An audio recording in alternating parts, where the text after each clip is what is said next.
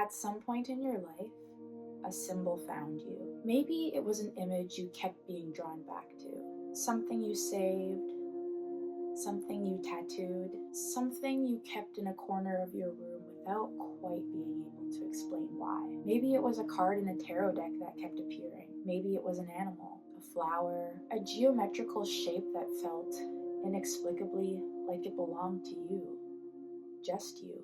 And when people asked you what it meant, you probably said something like, "Oh, I just like it," or "It resonates with me," or you'd trail off because the truth was that the meaning of it felt too large and too old to explain in a casual conversation. Here's what I want you to understand.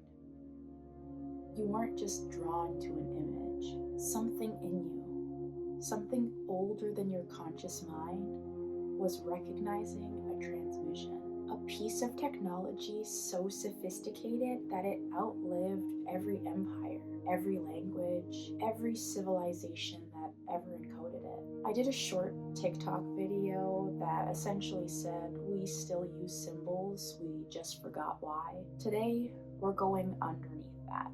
We're talking about what symbols actually are, why they work, and why the ones that call out to you are not random. Hey, welcome back. I'm Z, and this channel sits at the intersection of identity, nervous system healing, creative life, and the art of making a life that actually feels like yours. If you're new here, welcome. Today, we're going deep into something that sits in the center of a lot of what I do and how I think.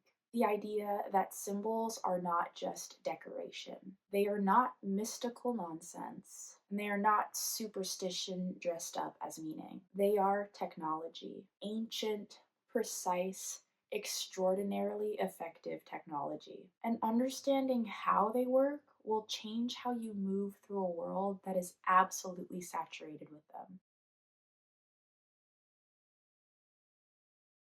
Let's start by redefining something. When most of us hear the word technology, we think of screens, devices, software, something made of metal and code. But that is an extremely recent and extremely narrow definition of a much older concept. Technology, at its most fundamental, is any system deliberately designed to produce a specific effect. A wheel is technology. Written language is technology. Music is technology. It is sound organized with an intentional precision to deliberately produce a specific emotional and physiological response in the human body. And symbols are technology.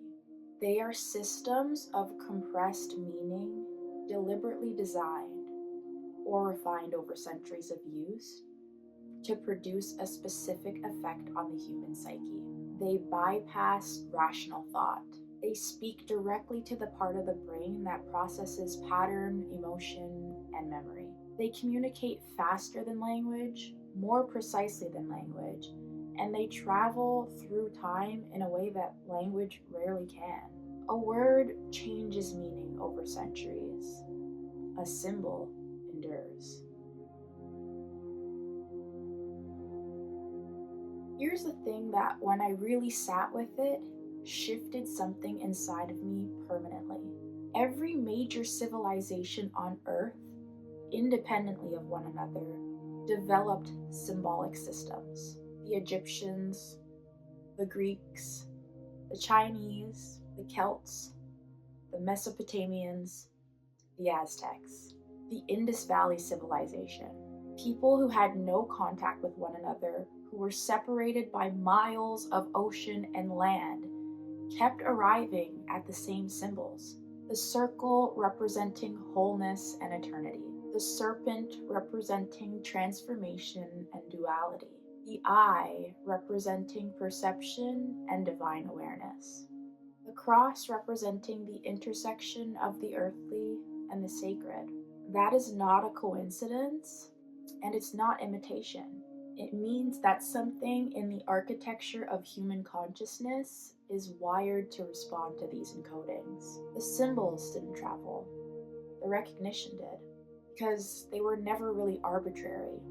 They were always pointing to something about the structure of existence and the human nervous system across cultures and centuries kept arriving at the same visual language to interpret it. That's what makes them technology. They work on us in ways that we can't explain because they are operating at a level beneath explanation. They are speaking to the part of us that predates words. So, what is actually happening when a symbol lands? When you encounter a symbol that resonates, particularly one that has been used over centuries, you're not just recognizing an image. You're receiving a compressed transmission of everything that symbol meant to every single person that has ever used it. The collective weight of that meaning is encoded into it over time. Psychologist Carl Jung called this the collective unconscious.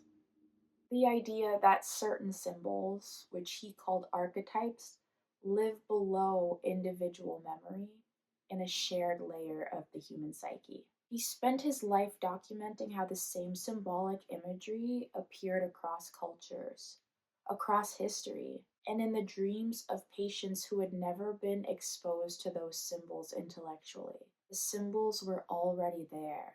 They were being accessed, not invented.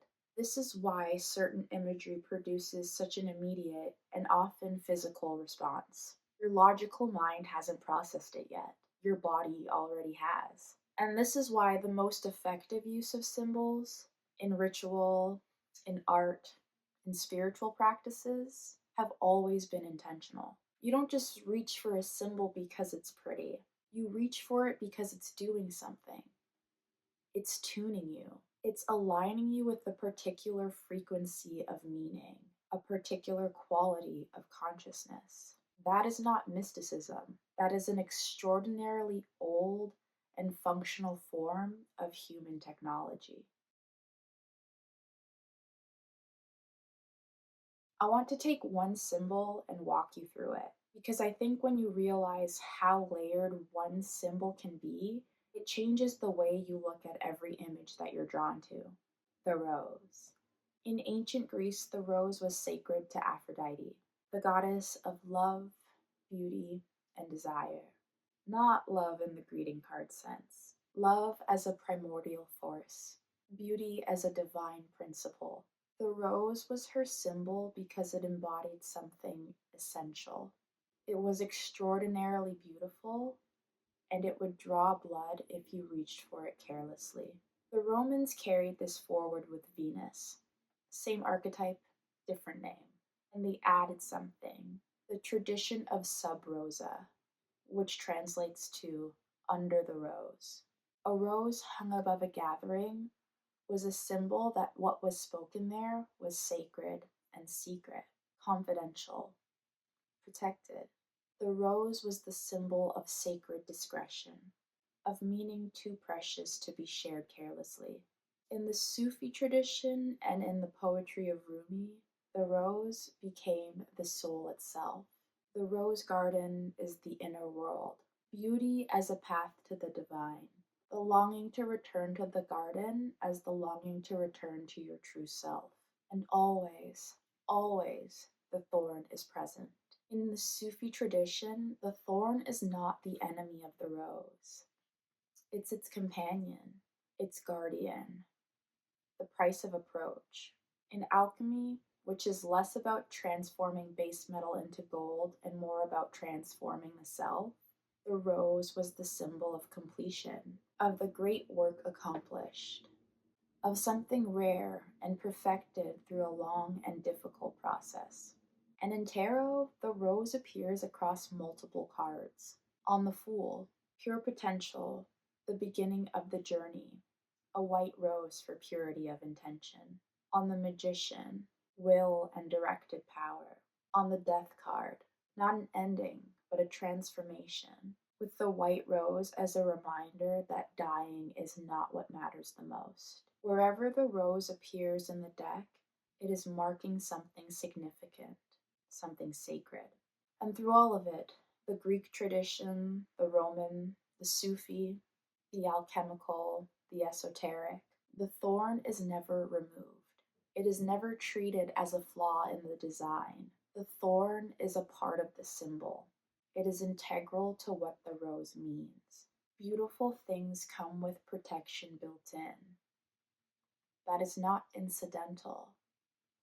That's the message.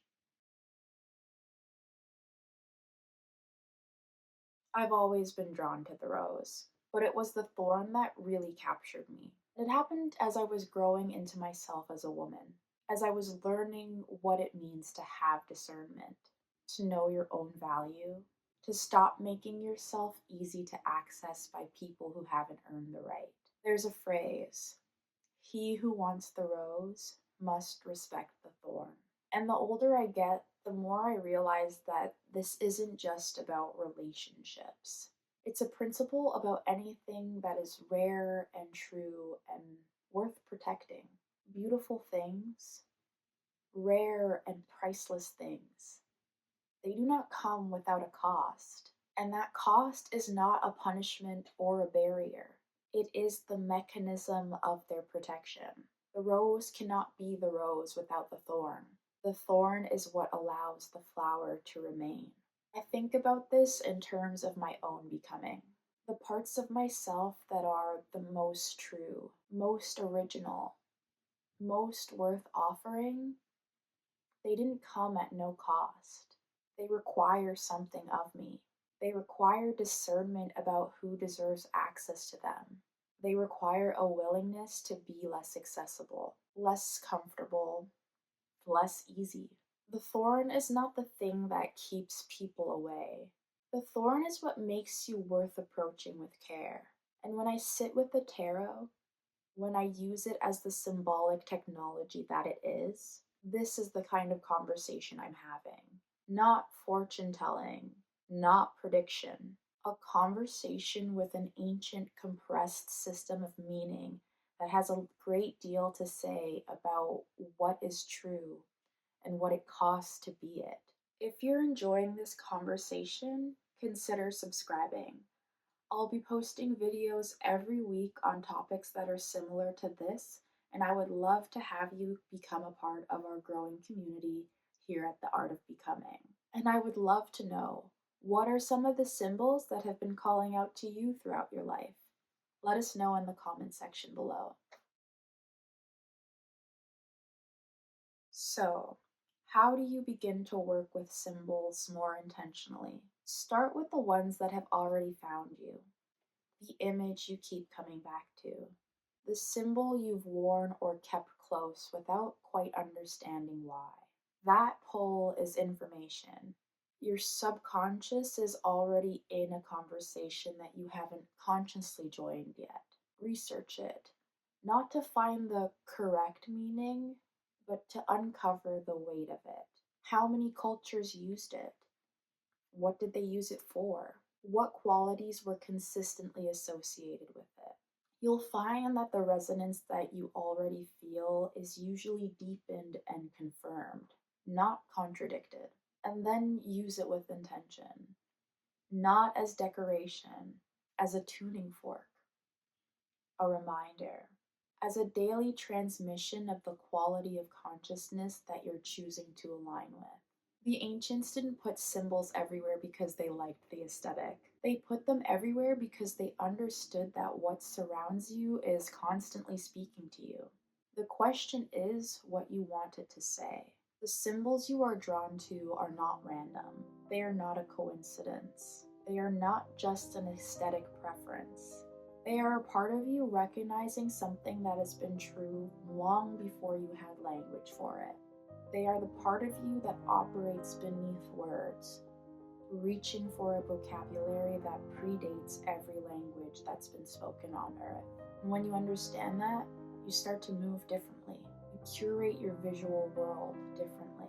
You approach the images and objects that surround you with more care. because you know they are doing something. They are always doing something. You are not disconnected from the ancient world. You are running on the same human architecture that built it, and you have access to everything they encoded if you're willing to learn how to read it. That's the art of becoming, and I'll see you